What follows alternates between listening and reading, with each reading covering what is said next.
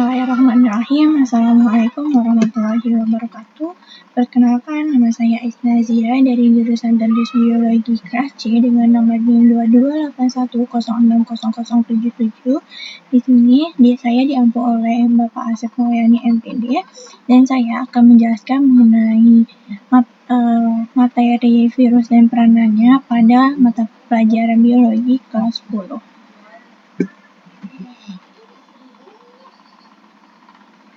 Nah, di sini ada tujuan pembelajaran pada materi virus dan juga peranannya, yang mana tujuan pembelajaran yang pertama yaitu akan menjelaskan mengenai pengertian virus, akan menggambarkan bagaimana virus bereproduksi, menyebutkan peranan virus dalam kehidupan baik yang menguntungkan maupun yang merugikan, dan juga menjelaskan cara pencegahan penyebaran virus.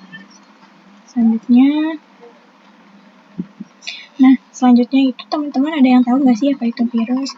Oke, virus ini merupakan mikroorganisme yang lebih kecil, yang bentuknya itu lebih kecil daripada bakteri, yang mana virus ini tidak memiliki sel dan juga tidak dapat hidup tanpa inang, dan virus ini terdiri dari materi genetik baik DNA maupun RNA yang dilindungi oleh lapisan protein. Nah, selanjutnya di sini itu ada struktur virus. Yang pertama yaitu ada protein permukaan, yang mana protein permukaan ini merupakan reseptor yang melekat pada sel inang. Dan di sini juga ada materi genetik. Materi genetik ini sudah pasti ada pada semua jenis virus, yang mana materi genetik ini dapat berupa DNA maupun RNA. Dan selanjutnya itu ada kapsid. Kapsid ini juga sama halnya dengan materi genetik yang ada pada semua jenis virus, yang mana fungsinya ini untuk melindungi materi genetik tersendiri. Dan yang terakhir yaitu ada selubung lipid, yang mana selubung lipid ini fungsinya itu untuk melindungi virus dan juga membantu dalam proses infeksi. Tanpa adanya struktur-struktur virus yang umum ini, maka virus ini tidak akan mampu bereplikasi ataupun mampu mempertahankan dirinya sendiri. Selanjutnya itu ada karakteristik virus nih teman-teman. Apa sih karakteristik virus tuh? Nah, karakteristik virus ini ada 3, yang mana yang pertama itu tidak dapat berkembang biak secara mandiri. Jadi virus ini dibantu oleh sel inangnya untuk berkembang biak. Yang kedua yaitu memerlukan sel inang untuk bereproduksi. Nah, virus memerlukan sel inang karena tanpa adanya sel inang, virus ini akan mati dan dia itu tidak akan dapat bertahan hidup lebih lama. Kemudian yang ketiga ini dapat menyebabkan berbagai penyakit pada manusia, hewan, maupun tumbuhan. Nah, jadi virus ini tuh tidak hanya menyerang pada manusia saja, namun banyak juga virus-virus yang menyerang pada akar tanaman, pada hewan, seperti halnya kayak bintik putih pada ikan, dan lain sebagainya. Nah, selanjutnya itu bagaimana sih virus berkembang biak? Nah, virus berkembang biak ini melalui beberapa cara nih teman, melalui beberapa step. Yang pertama proses infeksinya, yaitu pada step pertama virus menempel pada sel inang itu menggunakan protein reseptor. Nah, kemudian setelah protein reseptornya ini menempel pada sel inang, virus ini akan memasukkan materi genetiknya nih teman-teman kepada sel inang, ke dalam sel inang, yang mana materi genetiknya itu dapat berupa DNA maupun RNA. Dan step ketiga ini setelah materi genetiknya ini masuk, nah virus ini akan mengendalikan sel inang untuk memperbanyak materi genetik dan juga komponen tubuh virus tersebut. Selanjutnya yaitu ada siklus replikasinya. Bagaimana cara siklus replikasinya? Nah, di sini siklus replikasinya itu ada 2 cara. Yang pertama itu ada siklus litik dan yang kedua itu ada siklus disogenik.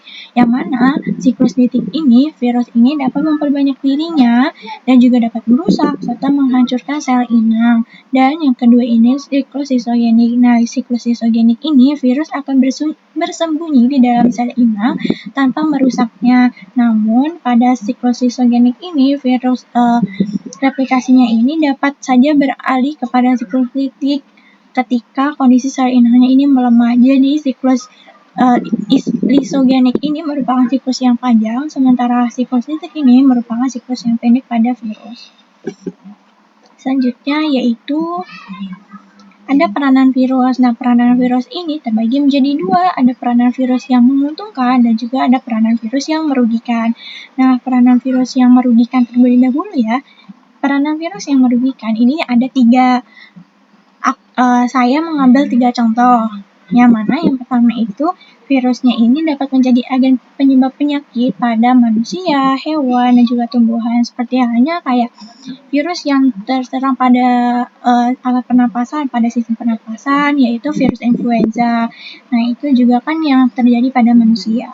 Kemudian, selanjutnya itu ada pandemi COVID-19 yang dapat menyebabkan penurunan ekonomi global, gangguan pendidikan, dan juga isolasi sosial. Karena ketika pandemi COVID-19 ini, semua jenis pekerjaan, semua pendidikan, semuanya itu terhalang atau terhenti gitu, tidak maksimal seperti sebelumnya. Kemudian yang ketiga itu virus ini dapat bermutasi, seperti halnya varian COVID-19 yang lebih menular dan juga sulit untuk dikendalikan. Nah, ketika virus 19 ini yang sudah menyebar ke seluruh dunia, kan para dokter juga susah untuk mengendalikannya karena tidak sedikit dari para dokter tersebut juga mengalami terkena virus COVID-19 yang sehingga mereka ini tidak sedikit juga yang mengalami kematian.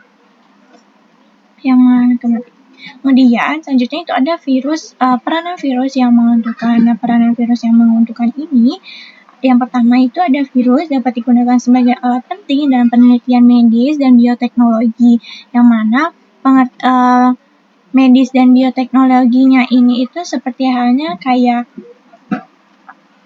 dalam medis itu kayak misalnya dibuat vaksin, dan di bioteknologinya ini kayak misalnya virus ini itu DNA atau lainnya itu dipergunakan dalam misalnya pembuatan kosmetik, pembuatan minuman, dan juga lainnya. Kemudian virus ini yang dilemahkan atau dimodifikasi dapat digunakan dalam pembuatan vaksin, seperti halnya vaksin untuk polio dan juga vaksin mRNA untuk COVID-19.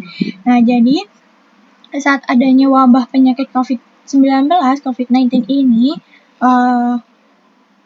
virus ini juga dimodifikasi nih teman-teman. Banyak dari virus ini dimodifikasi DNA-nya untuk dijadikan sebagai vaksin untuk melawan virus yang jahat tersebut. Kemudian yang terakhir itu ada virus alami dapat membantu mengendalikan populasi hama di ekosistem, terutama di pertanian. Karena tidak sedikit dari sektor pertanian ini mengalami wabah penyakit yang disebabkan oleh virus tersebut. Selanjutnya, nah di sini ada cara pencegahan penyebaran virus. Yang pertama, kita itu harus menjaga kebersihan pribadi, yang mana kebersihan pribadinya itu dapat dilakukan dengan cara rutinnya mencuci tangan dan juga menggunakan masker seperti yang diterapkan selama masa pandemi COVID-19. Nah, yang kedua itu kita itu harus melakukan vaksinasi nih teman-teman, karena vaksinasi ini merupakan satu langkah mencegah penyebaran virus, yang mana digunakan untuk membantu mengurangi tingkat penyebaran virus tersebut. Dan juga kita itu harus menjaga jarak sesama manusia ataupun lainnya, karena social distancing ini dapat menghindari kerumunan, karena kegiatan social distancing ini atau menghindari kerumunan ini dapat mengurangi resiko terinfeksi virus. Dan yang terakhir itu menggunakan masker, seperti hanya kita yang sudah kita lakukan pada saat COVID-19 ini, karena masker ini merupakan salah satu syarat penting agar kita tidak terkena penularan virus tersebut. Oke. Selanjutnya di sini itu ada daftar pustaka yang saya gunakan pada penjelasan materi virus dan juga peranannya, yaitu yang pertama ada dari Dr. Randes Akmal, MPD, pada tahun 2022 dengan judul virus dan juga peranannya, materi ajar IPA Biologi fase E kelas 10. Dan yang kedua itu ada dari Uli Zakiyah Kurniati pada tahun 2020 dengan judul bukunya itu ada ringkasan materi dan juga latihan soal biologi kelas 10 SMA atau MA kurikulum 2013. Mungkin cukup sekian yang dapat saya sampaikan. Kurang-kurangnya saya mohon maaf. Billahi taufiq wal hidayah. Wassalamualaikum warahmatullahi wabarakatuh.